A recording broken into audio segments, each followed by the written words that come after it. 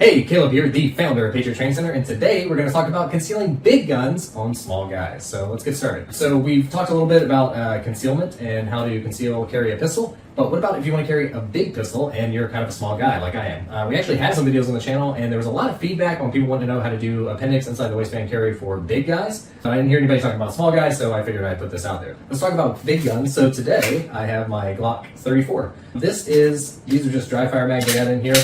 But this is basically one of the bigger guns that Glock has. The actual size of this, while it's bigger than a Glock 17, it's bigger than Glock 19, isn't really as big as I thought it was. And when you really look into it, the Glock 34 is about the same size as a 1911 pistol, which has been a handgun that's been around for, over 100 years, and was kind of like the standard. And if you were going to carry a handgun, people carried those for a long time. So it is very possible to carry a full-size large gun. You just got to kind of keep a couple things in mind. So when it comes to these guns, actually, the length of the barrel isn't really ever a problem when it comes to concealment. And in fact, this can actually help you when it comes to concealment. So we'll talk about that in a minute. But this one has a red dot on it. If you have a pistol light really isn't a big deal when it comes to concealment either, because the pistol light will be below the belt line, which is, where everything's inside the waistband. So really the pistol light isn't a big deal either. So whether this has a pistol light or it doesn't, all these kind of tips will still work.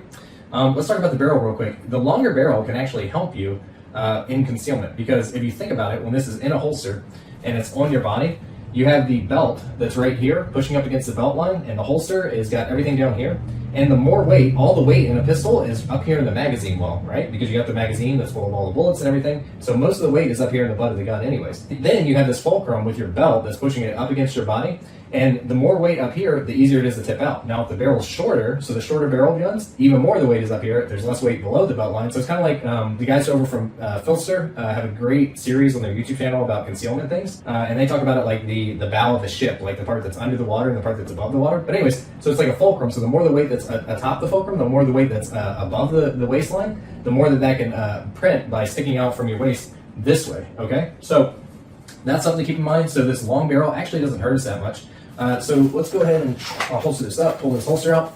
The important thing here is to get a good holster with some of the concealment features that work best for appendix inside the waistband.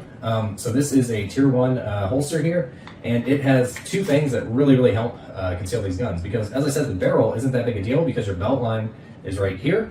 But what is hard to conceal on bigger guns is the bigger grip, because typically this will be the part that prints. Sometimes I guess the red dot can print, or the iron sights if you're running just iron sights, or the top of the gun, but that's really not terribly an issue in most cases. It's usually the butt of the gun, the heel of the gun, the grip of the gun that is hard to conceal. So the two things that are kind of like you pretty much have to have them is some type of wedge system, and then some type of claw system here. And the way that this works is the belt, once you tighten up your belt, it pushes on this claw, and that pulls the grip of the gun in towards your body. And then the wedge does the opposite of what we were just talking about with that whole fulcrum effect, right? So the gun's trying to tip this way and print, but this wedge here is underneath the belt line pushing out this way.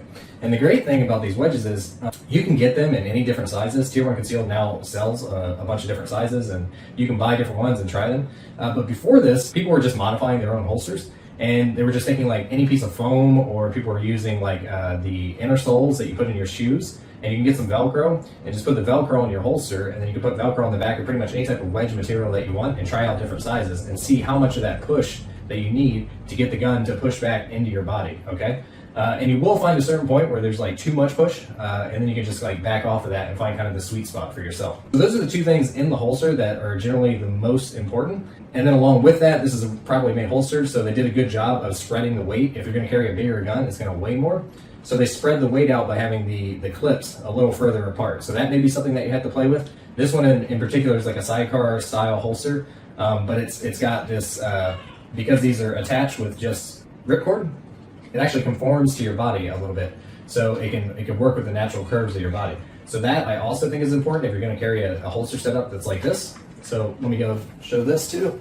So now that we have the holster in the belt line here, let's talk about a few things here. So one thing you have to do is figure out where are the peaks and valleys in your body. And again, I can't recommend the Filster series of videos enough over on their YouTube channel. They do a good job of like explaining a lot of this stuff. But basically, everybody's body is different. So if you have a big gut or something like that, then that's going to be a peak of your body, right? So it's pointing out the most. So anything you put in front of that, obviously, is going to print more.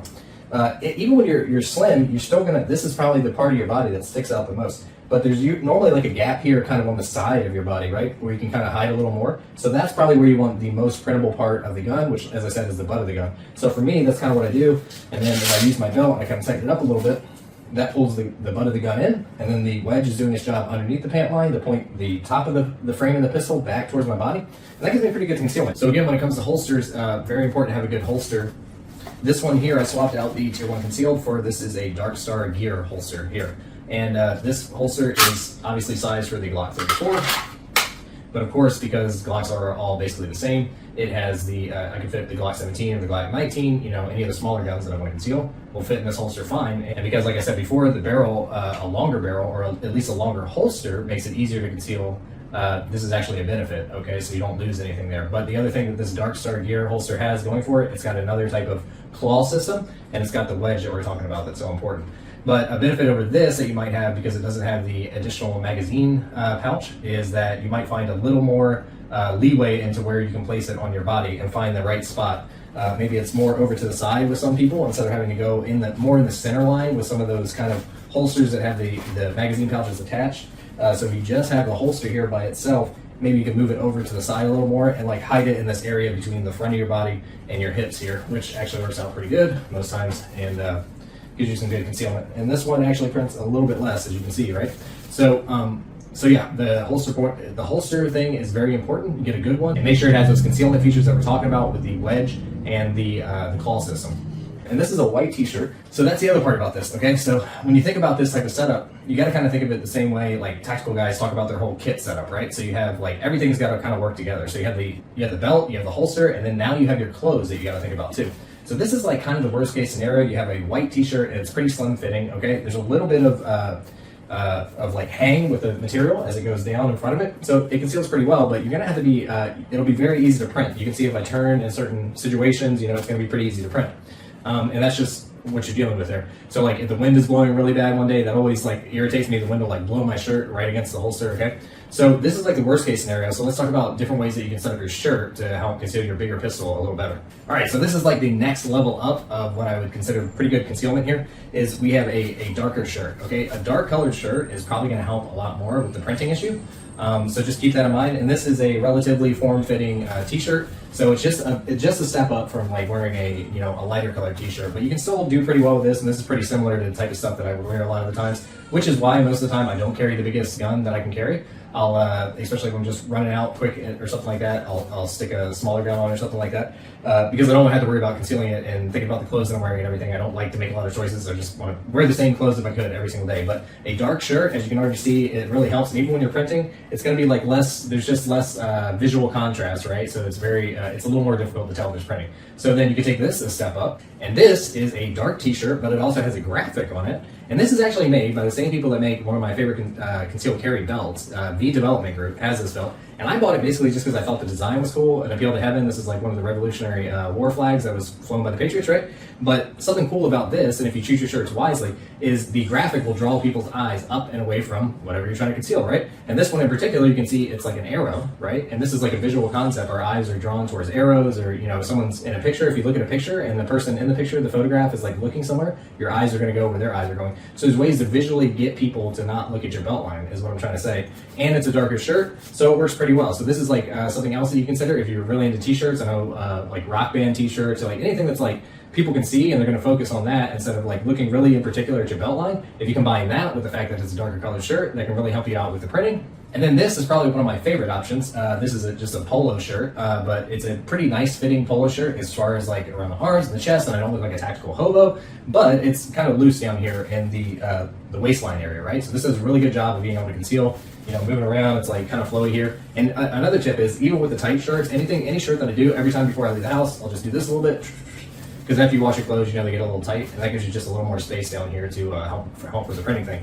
But a thing I like about polos is they're pretty versatile, right? You can wear them in pretty much most situations, from casual to like slightly dress up, and nobody's going to think it looks out of place. So they're very versatile. This is a dark color again, and then this polo shirt in particular is some type of, it's like that cotton material. I don't actually know the name of it, but it has like a texture to it, and it's a little thicker than your typical like t-shirt, right? So that helps us as well when we're trying not to print concealing a big gun like this. Okay, so let's talk about one more option.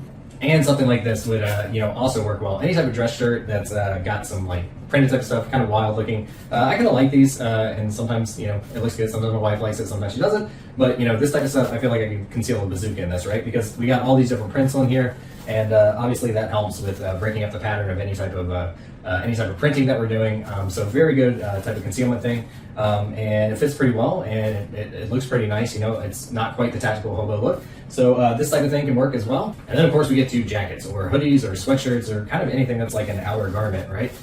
If it's that time of year and you're wearing some clothes like this is like perfect. I could, conceal carry a bazooka or an Uzi or something like that. So this is perfect. So even with the bad, kind of the worst situation we got here, like a white t-shirt that's pretty form-fitting, any type of concealment garment, this one's open in the front, which isn't even ideal, right? But you can see even just that little bit can really help conceal the parts that are difficult, or the parts that can kind of give you away when you're printing, just in movement and stuff like that.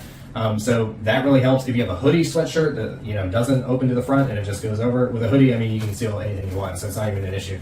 So basically those are the ways that you can work with your clothing to conceal a bigger gun. And that's pretty much it. Those are my tips. If you are a small guy like me, 5'5" on a tall day and maybe 150 pounds or less, and you want to conceal a big gun, you can do it. Just got to figure out how to make it work with your body and pay attention to the clothes and the gear that you use. Let me know if you conceal carry a big gun and you're a small guy too. And finally, if you want to learn how to use that gun, come out and take a class with us at Patriot Training Center.